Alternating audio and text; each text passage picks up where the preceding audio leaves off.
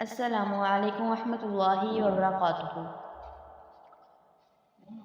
آج میں آپ کو چند ایسی باتیں بتاؤں گی جس سے کرنے سے آپ صلی اللہ علیہ وآلہ وسلم نے روکا ہے، جس کے کرنے کا آپ صلی اللہ علیہ وآلہ وسلم نے حکم دیا ہے۔ کچھ ایسی باتیں ہیں جو ہم کر تو لیتے ہیں لیکن اس کا انجام ہمیں نہیں پتہ ہوتا کہ اس کا انجام کیا ہے۔ جیسے کہ 4 چیزیں جو ہیں آپ صلی اللہ علیہ وآلہ وسلم نے فرمایا کہ 4 چیزیں کرنے سے انسان جو ہے پریشان ہو جاتا ہے، یعنی کہ بیمار اس کو کر دیتی ہے اس کو وہ پریشانی۔ زیادہ باتیں کرنے سے، زیادہ سونے سے، زیادہ کھانا کھانے سے، زیادہ لوگوں سے میل جو رکھنے سے، یعنی کہ زیادہ لوگوں سے باتیں کرنے سے، یہ 4 چیزیں ایسی ہیں جس کی وجہ سے انسان پریشان ہو جاتا ہے اور پھر جو ہے وہ پریشانی اس کو بیمار کر دیتی ہے۔ 4 چیزیں ایسی ہیں جو آپ کو ختم کر دیتی ہیں: پریشانی، غم، بھوک، دیر سے سونا۔ آپ صلی اللہ علیہ وآلہ وسلم نے فرمایا 4 چیزوں سے چہرے کی رونق ختم ہو جاتی ہے اور خوشیاں جو ہیں وہ چلی جاتی ہیں۔ جھوٹ بولنا، اور جھوٹ بولنے والے پر تو ویسے ہی اللہ رب العزت کی لعنت ہے۔ جھوٹ بولنے سے بھی جو ہے وہ چہرے کی رونق ختم ہو جاتی ہے اور جو خوشیاں ہوتی ہیں وہ ختم ہو جاتی ہیں، یعنی کہ خوشیاں اس کی زندگی سے چلی جاتی ہیں۔ کسی کی عزت نہ کرنا، یعنی کہ کسی چیز پر بھی اصرار کرنا جو غلط چیز ہے، غلط بات ہے، اس بات پر اصرار کرنا۔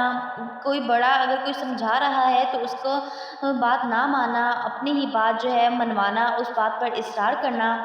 بغیر معلومات اور بغیر جانتے ہوئے بھی جو ہے بحث کرنا، یعنی کہ اگر کسی بات کا علم نہیں ہے، کسی بات کے بارے میں نہیں پتہ کہ یہ بات سچ ہے غلط ہے، پھر بھی اس بات پر جو ہے اصرار کرنا، بحث کرنا، بلا فالتو کی جو ہے اس پر جو ہے باتیں کرنا۔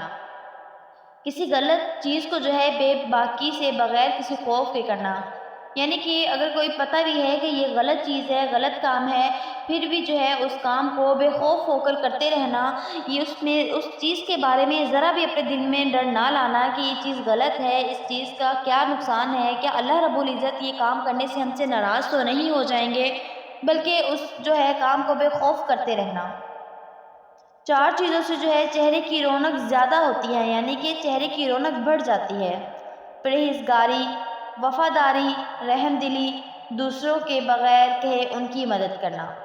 پرہیزگاری سے بھی، وفاداری سے بھی، رحم دلی سے بھی، یعنی کہ اپنے دل میں کسی دوسرے کا رحم لانا، یعنی کہ ایک دوسرے کے ساتھ جو ہے وہ رحم دل سے معاملہ کے ساتھ پیش آنا، اور دوسروں کے جو ہے کہے بغیر ہی، اگر کسی کو مدد کی ضرورت ہے، اس نے آپ کو نہیں کہا تو اس کے کہے بغیر ہی اگر آپ کو معلوم ہے آپ اس کی مدد کر دیں گے، تو ان 4 چیزوں سے بھی جو ہے چہرے کی رونق بڑھ جاتی ہے۔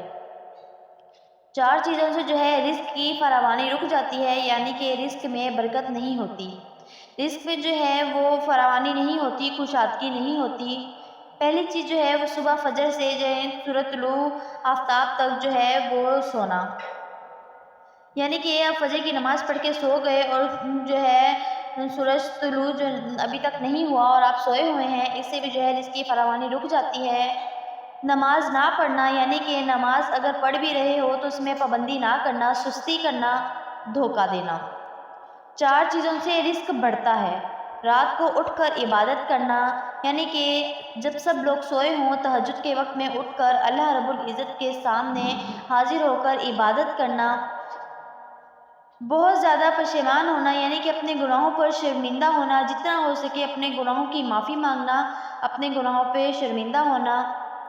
زیادہ سے زیادہ مستقل خیرات کرنا، صدقہ کرنا، ذکر کرنا، اللہ رب العزت کو جو ہے ذکر کرنا، یاد کرنا، یعنی کہ زیادہ سے زیادہ اللہ کا ذکر کرنا۔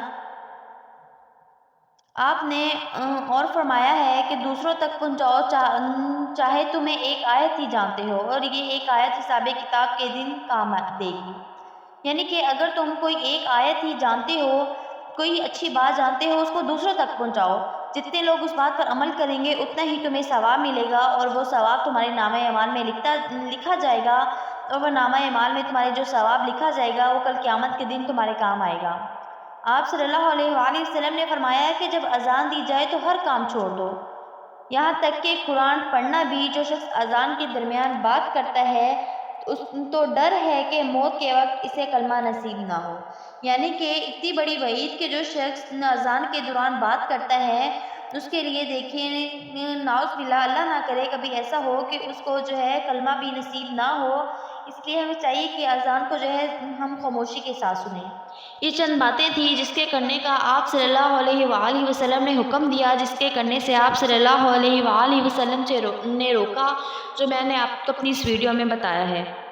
مجھے امید ہے آپ کو میری ویڈیو پسند آئی ہوگی۔ اگر آپ کو میری ویڈیو پسند آئی ہے تو میرے چینل کو سبسکرائب کریں، ویڈیو کو لائک کریں، زیادہ سے زیادہ شیئر کریں۔ شکریہ۔